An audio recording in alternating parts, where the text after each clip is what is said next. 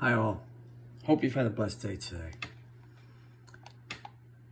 Today I'd like to talk about 1 Corinthians chapter 15 verse 5. And that he was seen of Cephas, then of the 12. Without the resurrection of Christ, our Christian faith would be in vain. The Bible tells us that Christ died, was buried, and rose again. And there are many, many eyewitnesses who met with Jesus following his resurrection.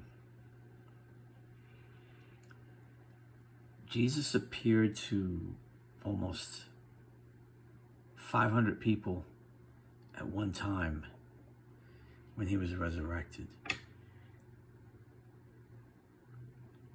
He even had to show Thomas the nail prints in his hands and the wound in his side, so that there would be no doubt and you would have no choice but to believe that Christ had rose from the dead. Paul, in his letters to the Corinthians, reminds us that Christ died for our sins according to the scriptures, that he was buried, and that he was raised, and that he appeared to Cephas and then to the 12. Cephas also means rock, and rock was what Peter was known as. Jesus had called him his rock. After all, Jesus was going to build his church on Peter. So when Paul lists all the people that Jesus appeared to after his resurrection, Peter was first on that list.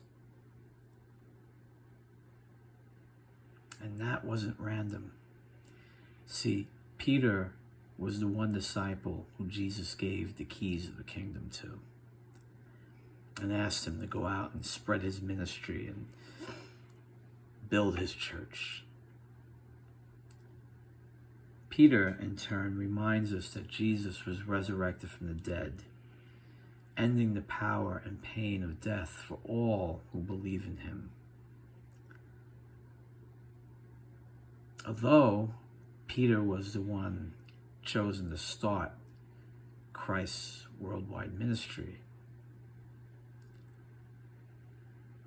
and he was the one that was chosen to open the door to not only Jews, but to everyone all over the world.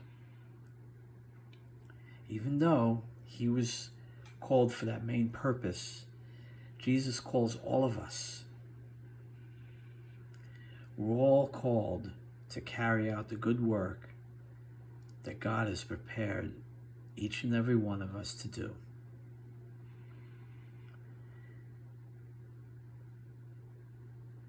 May we all be faithful in our calling and go out and share the good news that Christ died for our sins according to the scriptures, was buried, and rose again according to the scriptures with whoever we come in contact with in our daily lives. God bless you all.